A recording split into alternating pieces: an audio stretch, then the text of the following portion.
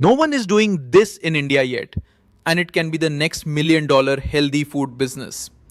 Abroad में लोग अब डिहाइड्रेटेड फ्रूट्स के क्रेज में हैं। Mango chips, orange slices, Apple rings, सब कुछ ड्राई फॉर्म में मिलता है। प्रोसेस सिंपल है।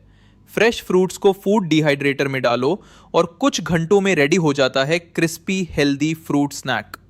और सबसे बड़ी बात, cafes, juice bars, cocktail lounges और होटल्स सबको चाहिए ये प्रोडक्ट डेकोरेशन और गार्निशिंग के लिए।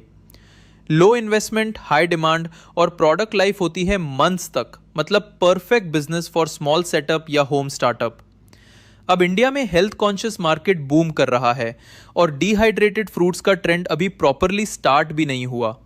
सोच के देखो, अगर तुम आज अपना डिहाइड्रेटेड फ्रूट ब्रांड स्टार्ट करो कस्टम पैकेजिंग और प्रीमियम फील के साथ, तो कल तुम बना सकते हो इंडिया का next viral healthy snack brand.